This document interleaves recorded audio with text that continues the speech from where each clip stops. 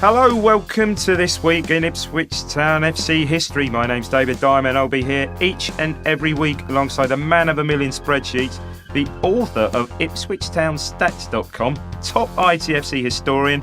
Ladies and gents, he's back again. It's none other. I'm here with the Renegade Statman. We'll be looking back at the names, games, the wins, the draws, and the losses that occurred this week in Ipswich Town history.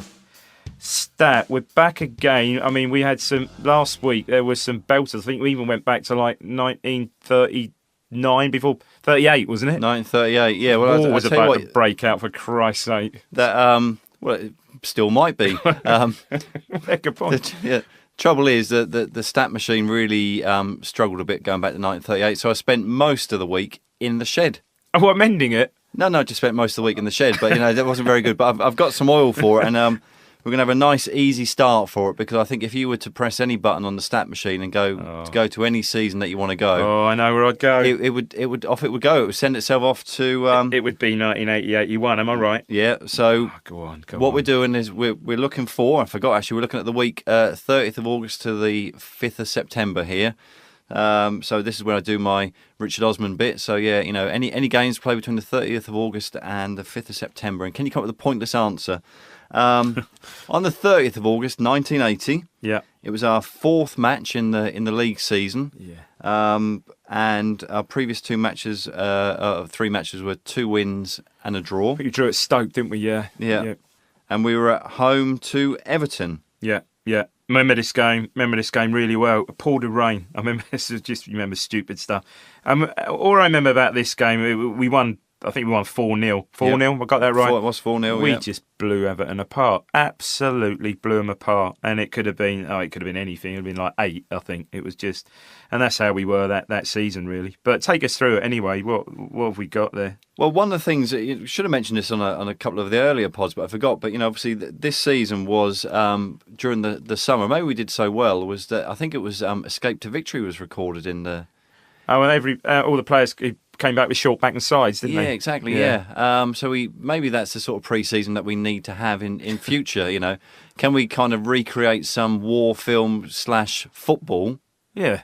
So I don't know, maybe something to do with World War III and Bartman saving the day. But anyway, you're right, 4-0, 20,879 people turned up. There were no debuts in this game. Brazil under Robson, he didn't give many out. Exactly. Well, if you got something that what's the say? If it's not broke, don't fix it. Exactly. Brazil scored after 11 minutes. Very very quickly followed up with John Walk score. And now what I remember about that was a spectacular goal from Walkie. Volley? Yeah, not Murin. Mariner crossed it and Walk volleyed it in. And I wasn't quite sure what to say. I don't know whether it was a scissor kick or an overhead kick. And I've kind of said it was kind of like on his side / falling over sort of thing. But it was a great goal. And you probably don't get this sort of level of punditry on Match of the Day. That he just hit that whilst he was on his side / falling over. But you can kind of picture that. No, he did. I've seen it. I've seen him throughout his career. I saw him score similar goals as well, like that. Yeah. We went in at half time 2-0 up, and in the second half, Butcher scored a third with 10 minutes to go, and then Mariner wrapped it up in the 84th minute. Yeah, we were great that season. I mean, the start of that season, I think that was. I'm pretty sure after that game, because I think we're drawn against Stoke, and I think after that game we went on a 4-5 match winning run, and I'm pretty sure the next week was the first game we played that season against Villa, which we beat. I think Tyson. We might even cover that one. I think Tyson might have scored. We beat Villa, who obviously went on, as we know, to win the league that year. But we were just unstoppable. And I remember a comment of that season. I don't know, it's something I've mentioned on the pod before, that I think we played Stoke probably December, January time, maybe in the new year of 81. And I remember Robson wrote in his first book. His very first book was called Time on the Grass. So you probably read it. And he does it was probably written in about 82, just as he was leaving Ipswich, and he did a game-by-game commentary on that season. So, he'd do just a few lines on each. And one of the comments he made that really stuck with me said, we played Stoke. And again, like this, he said, we were just brilliant that day and we beat them 4-0. And he said the greatest compliment, Alan Durban, I think, was Stoke manager, came in after. He said, Bobby, you've got a Rolls Royce of a team. He called us, right. And that just stuck with me, really. And that's just how it was right through that season, really.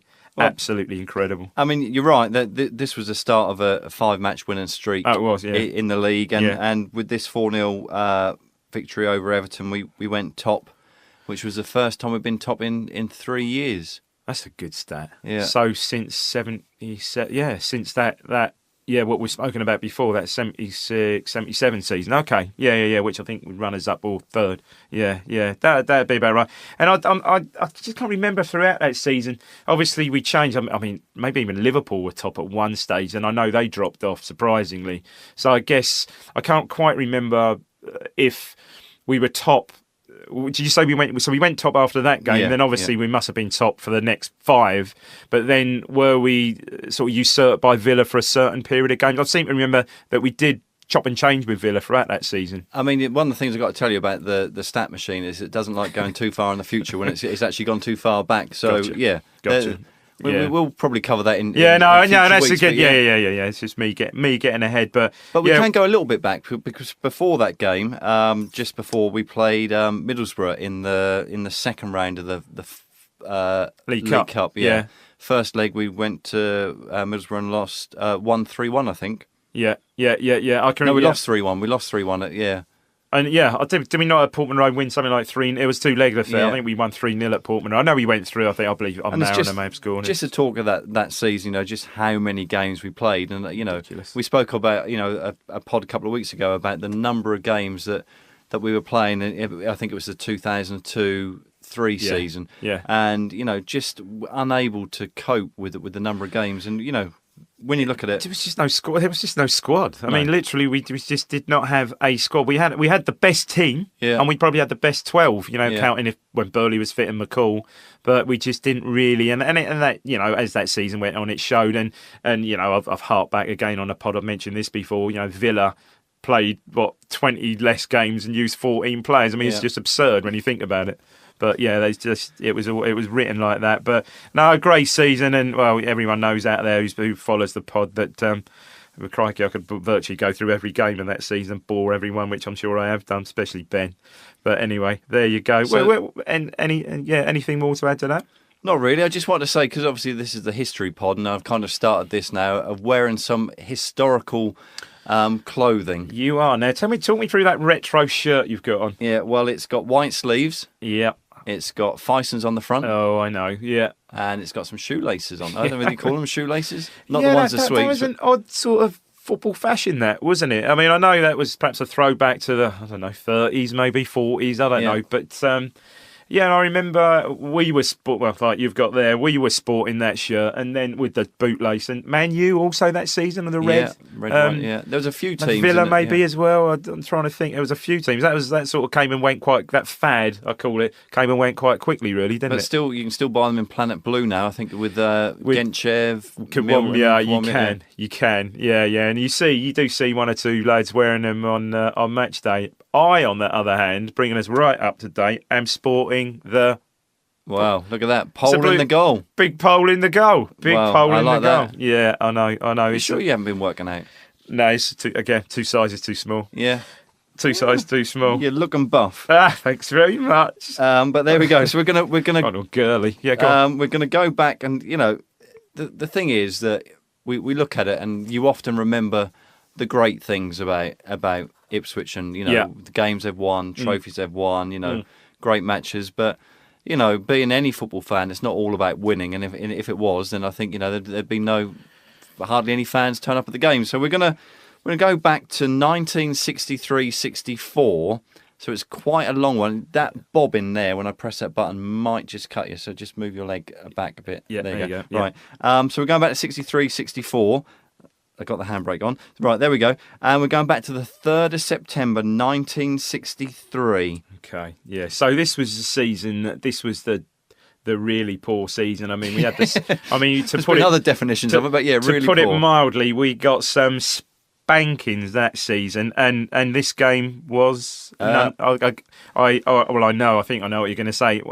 We were playing Manchester United. Yeah. Jackie Milburn was in charge of Ipswich, taken over from Sir Alf Ramsey, and it was his 8th game. I think he took over towards the end of the season before. Yes, I think so. Yeah, I think so. So Sir Alf went to England, didn't he? Famously, nothing happened there. That's right. Yeah. Rest is history. And yes, we played Manchester United, and Sir Matt Busby. Were they been the Busby babes? No, just coming out of it really. So 5 years after Munich. So Munich was February '58. So it's 5 years on. So he's rebuilding again. So he's got.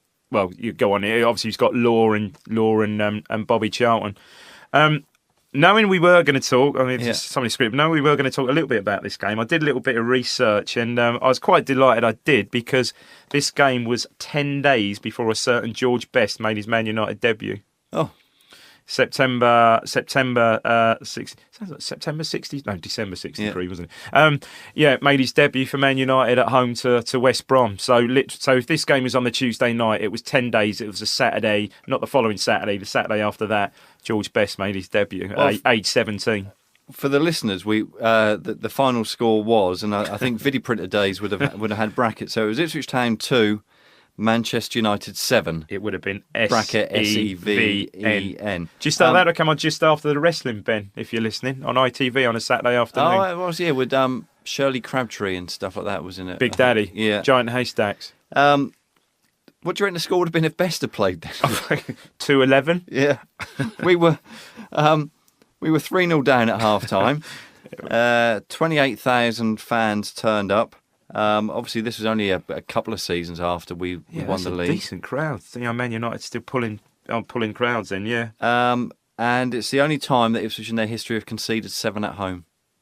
Wow. Okay. Yeah. Have I seen 5s, and I saw a 6 in there. I remember against Derby once. Liverpool beat us 6-0 in the Premier League. Christ, of course, I remember that. Yeah, Phil Thompson was their manager, I think. We got some right hammerings. That was a crazy season. I believe we played Fulham Boxing Day and got beat 10-1. Yeah. And then 2 days later won 4-2 at Portman Road. We did, yeah. And we got some. I think we conceded 8 at Stoke. There was 9s. It was, I don't know. I believe I'm right, Stat. We conceded something like 120 odd goals, didn't we? Something like that. You're always right. Well, I like to think I'm sort of close. I think generally, what happened again this season was that the withdrawn wingers that then Ramsey obviously went on to famously really use with England.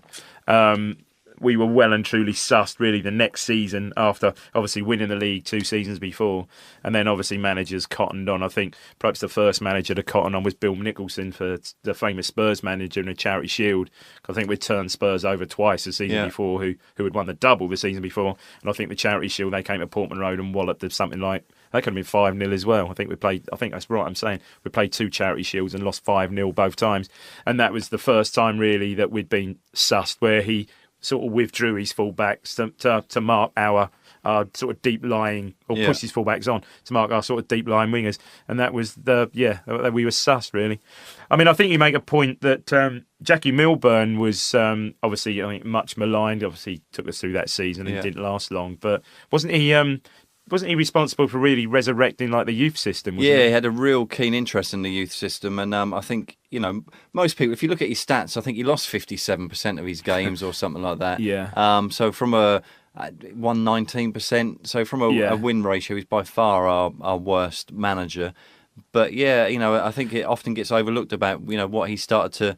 I think you're right, and I think perhaps he was a bit much maligned also, because don't forget that team that won the championship was quite an aging team. There weren't many young players in that team, so I think he inherited certain players from that team that were perhaps Baxter and 1 or 2 others aside, that were just about over the hill sort of thing. Sir Alf got out at the right time, really. Oh, yeah, you could perhaps say Bobby Robson. Well, that's true. The thing about that season is that we won on the opening day, and we didn't then win another game until the 20th of December. Yeah, that's a poor trot, isn't it? It really is. After 6 matches, and this was the 4th in the league, After 6 matches, we were in the relegation zone for the rest of the season. Yeah, I mean, this pretty much the only season I can compare anything like it is obviously the 94-95. You know, the famous 9-0. yeah. And so yeah, I mean that's the only thing I can compare it to. We were truly crap. You were truly just crap, really. turning up knowing that we were going to get turned over. Yeah. But also that season, if we talk about 94-95.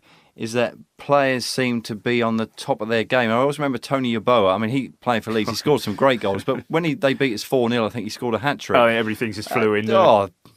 Just fantastic. Nice bar, and I think one of Ben's favourite goals is his bar and in goal against Wimbledon, I believe. I'll tell you what, any goal where it hits the underside of the crossbar and then smashes down into the back of the net. And I'm going to really annoy Ben now, because I'm just while I'm talking about that was one of the top 5 goals of the 25 years of the Premier. Sorry, Ben, I'm just going to say this quickly. That was one of the top 5 goals of the 25 years of the Premier League, which was won, in my opinion, quite correctly by Dennis Bergkamp's outrageous goal against Newcastle. Great goal. And I agree with that, wouldn't you? I didn't see that, but I'm obliged at this point to say that football did begin before 1992. Just It to certainly say. did. And there were some better goals, I reckon, than that. But talking about that, and we're going off on a massive tangent here. Yeah. But the start of 1998-99. Yeah. I was looking on YouTube the other day. We played Swindon away. Very early on in the season, beat them 4-1. 99-2000. That was 99-2000. Yeah. And Giuliano Grazioli, scored a great goal. Took the ball down, powered it, I think, with his right foot straight over. It was a goal of the game, wasn't it? Hit the underside of the bar and crashed down. Yeah, I think that was the first goal Ben defined as a thunder bastard. I think quite probably. I believe I think he may have even been at that game. He'll no doubt tell us if he was. I'm sure he will. But obviously we don't want to talk about this game. No. We lost 7-2. But some things that we should say about it was that Dennis Law scored a hat trick. He was pretty prolific, wasn't he? Which followed the 4 he scored against us, I think, in the previous season when United beat us 5-3. Yeah, because he'd disappeared, hadn't he? He went to Italy for a season or 2, I think, played for Torino, I believe. Yeah. A bit like Greaves. Greaves left England, went to Italy, didn't settle, and came back and played for Spurs. And I think Lord did the same and came back to Man U, and obviously great servant to them for the next 10 years or so. I think we spoke about that on a pod the other week, didn't we? When we spoke about the goal when he sent Man United down when he's playing for City. Great goal scorer. Yeah, great player. A couple of things to note in that game. Doug Moran scored the 2 goals for us, so I think we should mention him. Oh yeah.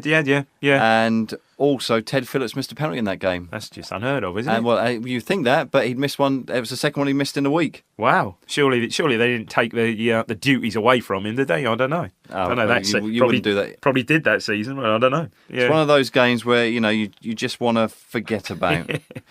Okay. So let's go forward in time, and we're looking at an era. We're looking at a win, which is good. So hopefully we've still got some people listening to us. So 1977-78. I think we started in our first pod. We might have talked about the first game. We did the Arsenal game. We did the Arsenal game. So we're now talking about the 4th league game this season. Okay. We won the first game. You're right, against Arsenal. Followed up with 2 draws. Yeah. And we were at home to newly promoted Chelsea. Oh right. Yeah. We beat them 1-0. Yeah. Russell Osman made his debut. Okay, yeah, well, there's a player. There's a servant. And again, went on while he was at Ipswich, played for England. And also more Russell Osman played every single minute of every single game in that 66 matches. Yeah, that's incredible. I mean, we spoke about it earlier on, didn't we? Luke Chambers and his brilliant record last year, 46, but 66 games all over Europe, and my God, incredible. Well, for me, he's more famous for saying, "Hang on a minute, lads, we can win this," in Escape to Victory. Yeah, and a nice guy again, another cyclist. He came on the tour of Suffolk with us earlier this year. Nice guy, really keen cyclist. Yeah, but great. Russell Osman, him and Butcher, in my opinion, not quite as good as Beattie and Hunter, but him and Butcher were formidable, weren't they? And, what I remember about Russell Osman, just great natural. I think he could have played. Did he not? Could have played rugby for England. Couldn't he? I think he was played for England like youth age rugby player. Yeah, 2-footed, left foot, right foot, strong in the air, like to tackle. Tell you what, with our injuries, we could do with someone like him now, couldn't we? Well, exactly. What a player. Was he play for Leicester? Yeah, I think he left Ipswich and went to Leicester, didn't he? Yeah. Bristol City, was he? Did he manage them or something? Yes, he did. Yeah. Yes, he did. Certainly managed Bristol City. But I think he lives down there. He lives down in Bristol. Yeah. Yeah. Yeah, I'm pretty sure, when we're playing down there, I'm pretty sure he's generally he has summarised, on Radio Suffolk before. And the reason he made his debut was because of, and we always talk about this more often than not, Kevin Beattie was injured, and which was a bit of a shame because Beattie had just been called up to the England Ron Greenwood's England squad before. Well, that was the early that season, and again we spoke about this on the pod the other week after the Beattie bonfire injury, mystery injury. Yeah. So this would have been one of the first games of after that close season, after he missed the end of the previous season with that. So if it's named in the England squad, I can't remember great at the start of this season. I assume he was back fit for the start of this season and to be picked by to be picked for England. But Talbot scored. Yeah, for us. Yeah, and he actually captained this game because Mick Mills was still injured. Yeah, okay, yeah. Again, 77, 78. I remember, like John Walk didn't play. I think he was injured through till early rounds of the cup. January. So I think we were really thin on the ground. I had a look at the Chelsea team. Yeah, go on. Yeah, who do they have? Well, I wrote one name down. Go on. It was Ray Wilkins. Yeah, he played. The rest of them didn't really mean anything to me. There would have been one or two probably. I could guess we're probably there playing, but yeah, Ray Wilkins. Yeah, well, I mean, obviously very young then, probably not. Certainly, probably a year or so away from his England debut. Actually, I know he played for England quite early. Two Wilkins in that team. So Graham Wilkins. Graham Wilkins was fullback, and his brother, Ray Wilkins' brother. Yeah. Really? Yeah. No, people don't realise on the podcast. So I'm thinking, I don't know whether Dave's spinning me a line here. No, that's true. They were brothers. Yeah, obviously Ray went on to have a far greater career than his brother. All I remember about in those days, Chelsea had a rank away kit of like red shirts, white shorts, and like blue socks. Some really odd away kits. Or green socks. For me, the strange kit. One of the greatest kits Chelsea had away was they were sponsored by Commodore. Oh yeah, and I think it was like a yellowy, orangey type thing. Yeah. What was Commodore? Was that a computer or something? Was it? Yeah, it was. Yeah. Commodore C5 was it? Or am I thinking about Kerry Dixon or something was up there? C5. Kerry Dixon, David Speedy. Yeah, but not in that. But not in that. Not in this game. So 21,000 turn up. Now, if I just take you through the sequence of matches, so this was the fourth league game in 77-78. Go on. So we won 1-0. Arsenal, yeah. Then we drew 0-0. Right. Then we drew 0-0. And then we won 1-0. Oh, yeah. So in 4 games, we scored 2 and conceded none.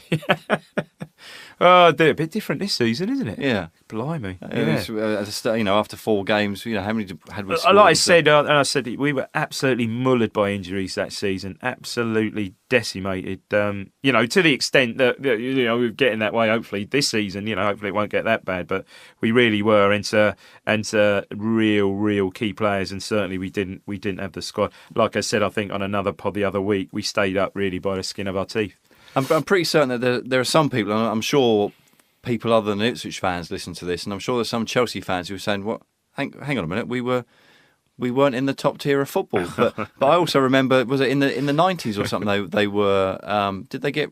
Yeah, Chelsea were down. Yeah, I was going to say Chelsea were down in. Yeah. I remember playing Chelsea in division in the old second, or it might have been Premier. Where will we be? Yeah, no, late 80s, I guess. I remember playing Chelsea sort of late 80s under Duncan in the second division. Yeah, that was it. Yeah, I remember and I still had Dixon playing there, and I think Speedy perhaps was Gordon Jury was still he there. Then? Probably, perhaps was thinking about it before he went. Do you remember what his nickname was? Jukebox. Jukebox. Yeah, Jukebox. Paul Gascoigne. Have you seen the Paul Gascoigne tells the best story of him and Ali McCoy? Ali McCoy tells the best story. You've got to YouTube this. Yeah. Put in Paul Gascoigne fish story. It's the funniest. They play a prank on Gordon Jury. It's one of the funniest stories. Just to hear Ali McCoy saying it, brilliant story. You can Google that. It's brilliant. I'll have to listen to that. Jukebox Jury. So we're going to leave 77, 78, and we're going to come forward in time or go forward in time to 1995-96. Okay. That thing there, like a pinball thing, just pull it. Yeah. Oh, there you go. There you go. Yeah. No, a bit more. Yep. That, right. Yeah. Yeah, no, just back a little bit. Yeah, okay. No, I think I've done it. Don't touch it anymore. I think I've right, hang done, on. Yeah. 5th of September. Yeah, there we go. 5th of September, 1995. Yeah. Don't touch it again, right? Still. 95, 96. Now, I love this game. Go on. Because I'm a real sad git. I get that, and I record all of these things, and I used to write them on a piece of paper, and then I evolved into, writing them in a spreadsheet and stuff like that. But there's not very often, you write your Wolverhampton Wanderers, your Sheffield Wednesday, your Birmingham Cities and stuff, and they so often. Yeah. Reggiana. For me, I was like a dog with two tails, man, Reggiana. That's that. Do you know what? That's that crap. That's that Anglo-Italian Cup, isn't it? Is it Anglo-Italian? Yeah.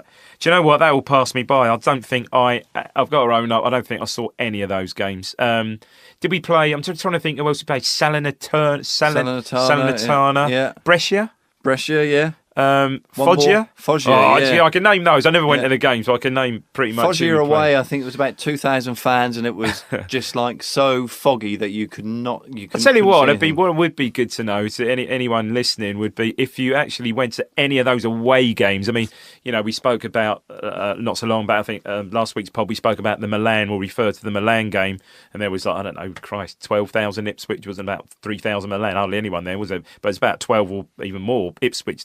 1,000 Ipswich fans. How many Ipswich fans, or if any, be great to hear, went to those away Anglo-Italian? That's hardcore. If they went to all those, it's hardcore. And if they bought a programme at each one of those, they've probably got themselves a little heirloom there. Probably have, actually. Because were those games spread? They weren't over one. Did we play in it 2 seasons or just the one season? So we played all those 4 in 1 season. Yeah. Okay, so was it? And again, sorry, State. Was it? So was it a knockout? Was it a knockout? Was it on a league type thing? I think we were in a league, right? Okay. With the 3 Italian teams. Yeah. Okay. And then whoever got out of that then went into a cup step. But do we know who won it that year? Well, Port Vale, I think. What? Yeah, I know. Well, if we look at this game, actually, talk about these Sorry, games. we digressed. You mentioned it before about Salernitana, Brescia, and Foggia. Yeah. Susan Gardner. I don't know if you're aware of Susan, but she's a local historian. Okay. And she's done some books on Ipswich Town and a book about the town of Ipswich. And she's also written a book about Frank Sue, who was the first Asian footballer. But she's putting together a book called My Favourite Game. And I believe, because I've written a chapter for it. It's hilarious. It is really, really funny. I've read it so many times with my kids, they know when to laugh now. But Emma is writing a chapter, and I believe it could be the Foggia away game. So it'd be quite interesting. I saw her on Twitter a while ago. Yeah. Appealing for information. But anyway, here we are, 5th of September. Reggiana, Italian football, European football returns to Portman Road again, and the fans flock down there, 9,525. Yeah, solid support. To see Town go into the interval losing 1-0 at home at half-time. But then a second-half revival. Alex Matthey and Adam Tanner. Turned the game around, and we actually reached the. It always gets a bit confusing here, and I think when they did that League Cup draw a couple of weeks ago, whichever they get, and I think this so we qualified for the English final. Okay, I believe, right, but that was the semi-final because there was a similar Italian version, and we played Port Vale at Portman Road, and we lost 4-2. No recollection. There are some people who can be a bit of a pedant, and I can be sometimes. I just want to annoy people when people say, "Well, the best thing about Ipswich that they've never lost at home in European competition." Oh, I see. And I say, "Well, technically the Anglo-Italian Cup, but we lost 4-2." I think Martin Foyle scored for them, and he was one of the first footballers that I became very aware of that was bald. Yes, he was. Yeah, he was. And I want to say also, round about that time, we could. Perhaps, maybe as a result of that game, we were linked with him, I think, perhaps. Yeah. I think maybe we were. I know I certainly know who you mean.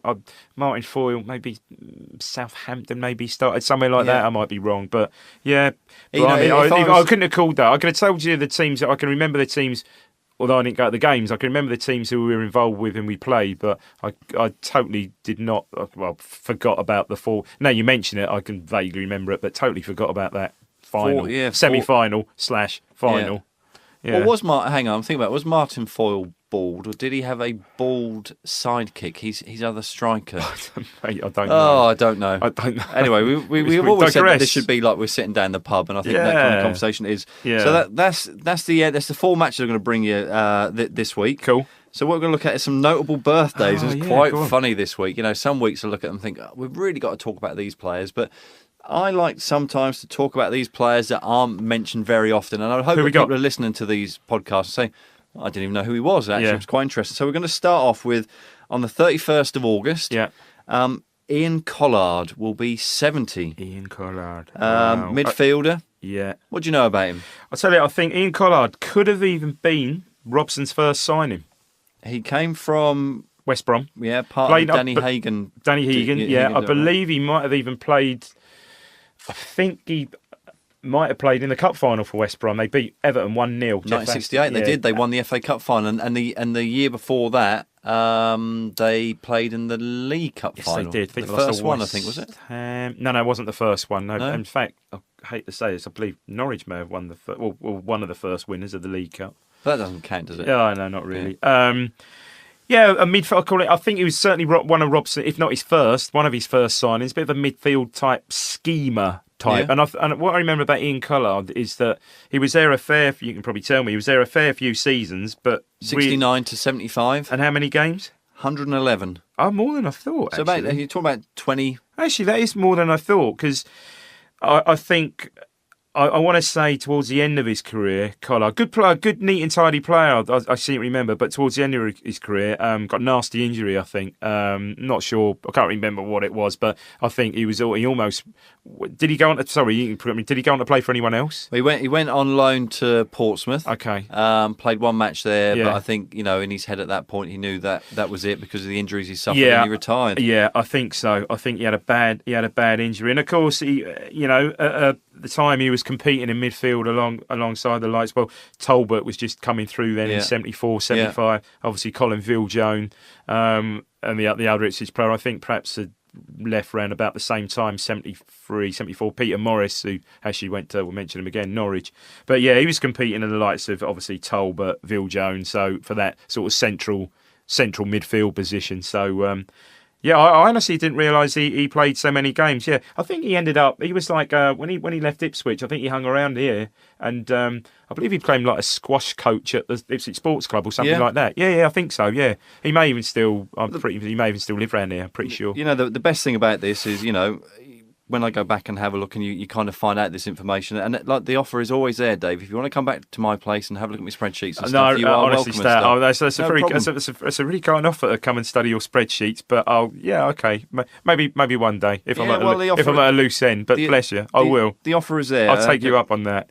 I can get some beers in. Okay. We'll plan. We'll make a plan. Fantastic. So on the 3rd of September, Michael Cole.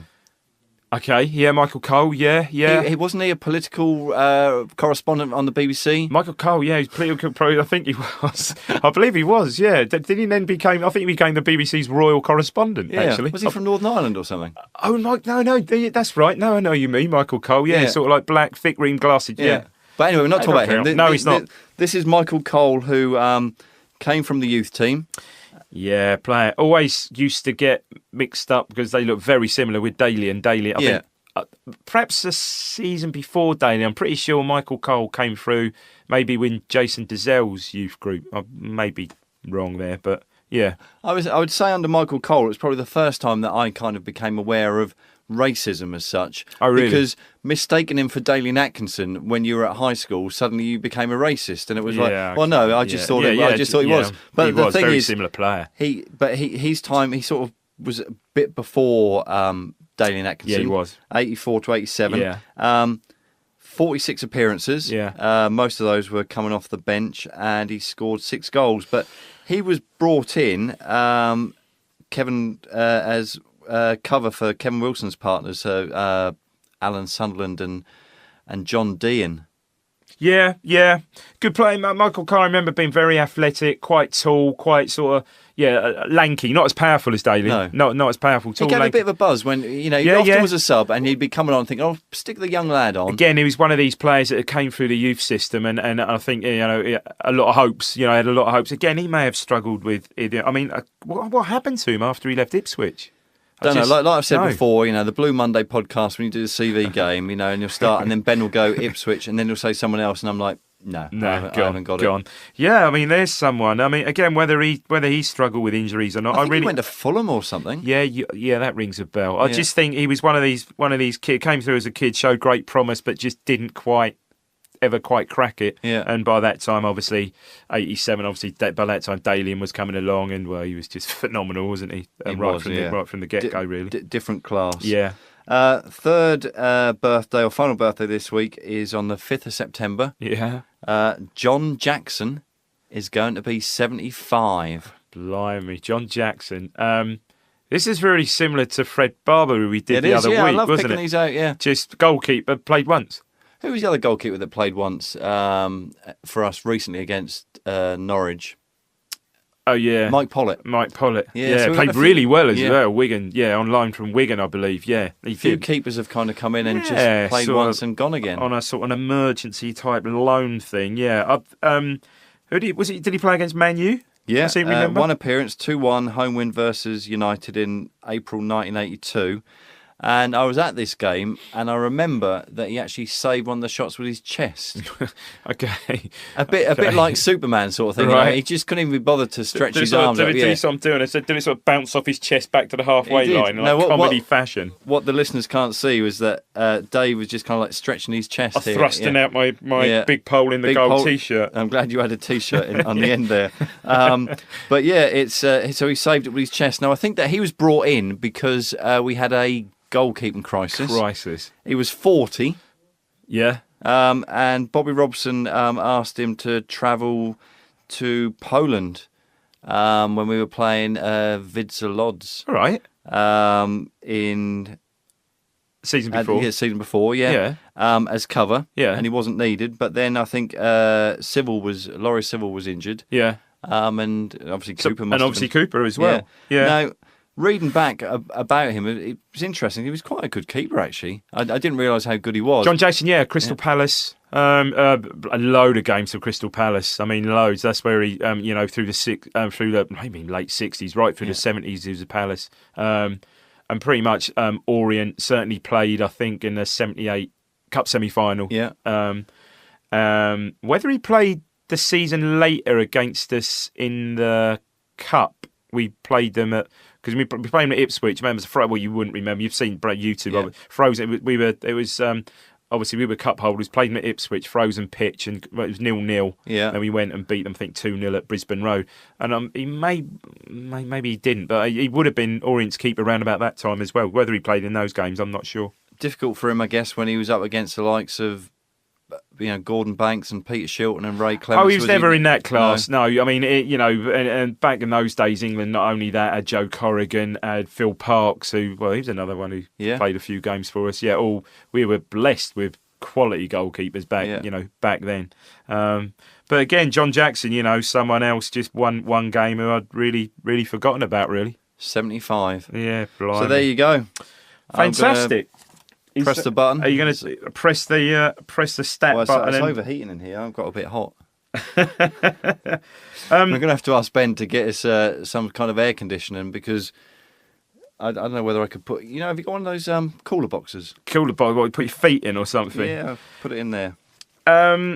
So that's it for our walk down memory lane this week. Hope you enjoyed it. And if you remember any of the events we talk about, particularly the Anglo-Italian Cup, Stat said, it'd be good to have some tweets from people who actually went to those away games. Please let us know on social media at Blue Monday ITFC. You can reach me at David Diamond 3, Stat at Chomp X3, and don't forget to hit follow on there and give us a like at Facebook.com/Blue Monday ITFC. Ben will be here with the preview show on Fridays, and I'll be back with Ben on Mondays, no doubt, featuring Statman's magnificent stat of the week. Until then, see you next time. Yeah, take care. Cheers.